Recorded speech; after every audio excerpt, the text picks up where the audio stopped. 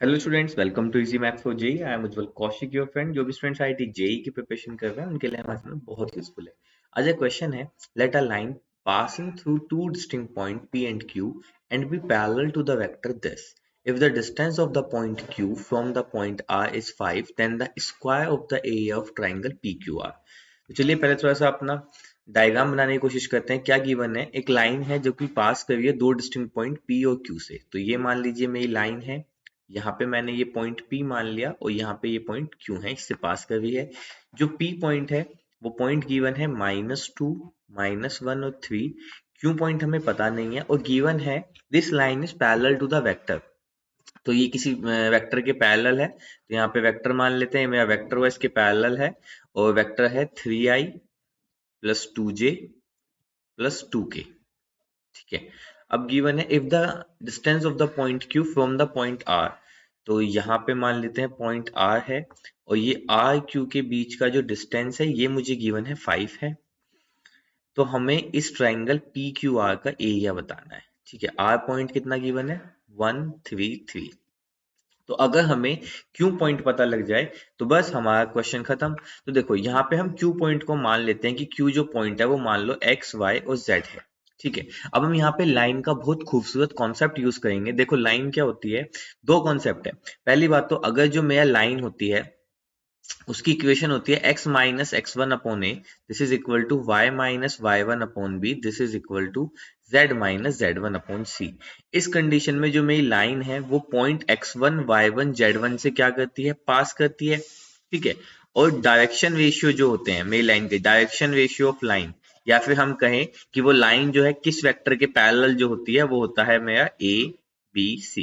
ठीक है, ये इक्वेशन होती है। वहीं दूसरी ओर मुझे यहाँ पे गिवन है कि लाइन जो है पी क्यू जो है पैरेलल है vector 3i plus 2j plus 2k के। तो अगर मैं direction ratio of P Q लिखूं, direction ratio of P Q लिखूं, अब डायरेक्शन रेशियो पी क्यू कैसे निकालते हैं, देखो जैसे मान लो यहाँ पे कोई पॉइंट है ए और ए के कोऑर्डिनेट है x1 y1 z1 और यहाँ पे कोई पॉइंट है बी, बी के कोऑर्डिनेट है x2 y2 z2। तो अगर मुझे यहाँ से direction ratios of A B लिखना है तो वो क्या होता है x2 minus x1 y2 minus y1 और z2 माइनस z1। बस इन सबसे बेसिक कॉन्सेप्ट को यूज करके क्वेश्चन बना था। अब देखो मैं डायरेक्शन रेशियो ऑफ PQ लिखूं तो वो कितना हो जाएगा x2 माइनस x1, तो यानी कि x minus two, minus already है तो यहाँ से आ जाएगा x प्लस टू। ऐसे यहाँ से आया y प्लस वन और z माइनस थ्री। तो डायरेक्शन रेशियो ऑफ PQ क्या आए हैं, वो मेरे ये आए हैं। सेम मुझे गिवन था ये PQ जो है that is parallel to this vector. अगर ये इस वेक्टर के पैरेलल है तो इसके डायरेक्शन रेशियो आपस में क्या होंगे, प्रोपोर्शनल होंगे। तो यानी कि मैं कह सकता हूं यहां से कि x plus two upon 3 this is equal to y plus one upon two, this is equal to z minus three upon two, this is equal to some lambda. ठीक है, जहां पे 3 to 1 हमने कहा से लिए, जो मुझे गिवन था कि ये लाइन जो है पैरेलल है इस वेक्टर के। क्योंकि देखो जो हमारी लाइन की इक्वेशन है उसमें एबीसी जो होता है ये लाइन होती है जो पास तो करती है x1 y1 और z1 से and parallel to the vector ABC, इसी को डायरेक्शन रेशियोज कहते हैं। तो एक तो डायरेक्शन रेशियोज हमने AB इसकी हेल्प से लिखे, ठीक है, और दूसरा इसके पैरेलल था तो ये भी इसके डायरेक्शन रेशियो आपस में प्रोपोर्शनल होंगे। प्रोपोर्शनल होंगे तो हमने किसी लैम्डा के इक्वल ले ली, जहां पे लैम्डा क्या होता है, एक नॉन जीरो कांस्टेंट होता है। ठीक है, तो मैं यहाँ पे लिख देता हूं जहां पे लैम्डा क्या होगा, lambda belongs to real number होगा एक्सेप्ट जीरो। ठीक है, चलो अब यहां से चलते हैं। तो यहां से जो मेरा x की वैल्यू आई देखो वो कितनी आ गई, 3 लैम्डा माइनस टू। y की वैल्यू कितनी आ गई, 2 लैम्डा माइनस वन। और z की वैल्यू कितनी आ गई, 2 लैम्डा प्लस थ्री। तो यहां से मुझे ये एक्स वाई जेड मिल गए। अब देखो इसका फायदा क्या हुआ, तो यानी कि जो q पॉइंट है उसके कोऑर्डिनेट मिल गए 3 lambda minus to, 2 lambda minus one और यहाँ से 2 lambda plus three. 3 lambda minus to, 2 lambda minus one, 2 lambda plus three. ये है मेरे क्यू के कोऑर्डिनेट, ये है मेरे आर के कोऑर्डिनेट, कितने 1 3 3। और इनके बीच का डिस्टेंस गिवन था 5। तो मैं distance between two point formula यहाँ पे यूज कर सकता हूँ। तो यानी कि जो 5 है वो किसके इक्वल हो जाएगा, under root of x2 minus x1 का स्क्वायर। तो यहाँ पे कर लेते हैं 3 lambda minus two minus one, तो 3 लैम्डा माइनस थ्री का square plus 2 lambda minus one minus three, तो 2 लैम्डा माइनस फोर का square plus 2 lambda plus three minus three, तो सिर्फ 2 लैम्डा का square and this is equal to 5। अब अगर मैं दोनों साइड होल स्क्वायर ओपन कर देता हूं, ठीक है, तो दोनों साइड होल्स का ओपन करने पे कितना होगा, this is 25, this is equal to, यहां से कहे तो 9 लैम्डा स्क्वायर प्लस का 9 एंड माइनस का 18 लैम्डा, ऐसे ही प्लस का 4 लैम्डा स्क्वायर प्लस का 16 माइनस का 16 लैम्डा, और यहाँ से आया प्लस का 4 लैम्डा स्क्वायर।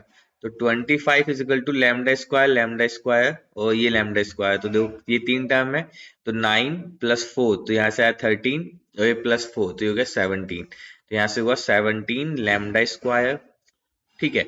और ये है माइनस का 18 लैम्डा, ठीक है, और 16 लैम्डा, तो 18 28 से 34, तो यहाँ पे आया माइनस का 34 लैम्डा, और जो रिमेनिंग बचा वो बचा प्लस का 9 प्लस का 16, तो ये बचेगा 25 जो कि राइट हैंड साइड से क्या हो जाएगा, कैंसिल, तो इससे कैंसिल। तो यहाँ से अगर मैं 17 लैम्डा कॉमन ले लेता हूँ तो आ जाएगा लैम्डा माइनस 2 इजकल टू 0, तो यहाँ से लैम्डा की दो वैल्यू आ गई, lambda is equal to 0 and lambda is equal to 2। अब देखो लैम्डा इजकल टू 0 तो वैलिड ही नहीं है, क्योंकि हमने कही लैम्डा जो था हमारा, हमने प्रोपोर्शनल कांस्टेंट लिया था, तो वो तो एक्सेप्ट नॉन जीरो कांस्टेंट होता है, तो लैम्डा की वैल्यू 0 पॉसिबल नहीं है, तो यहाँ से लैम्डा की वैल्यू आ गई 2।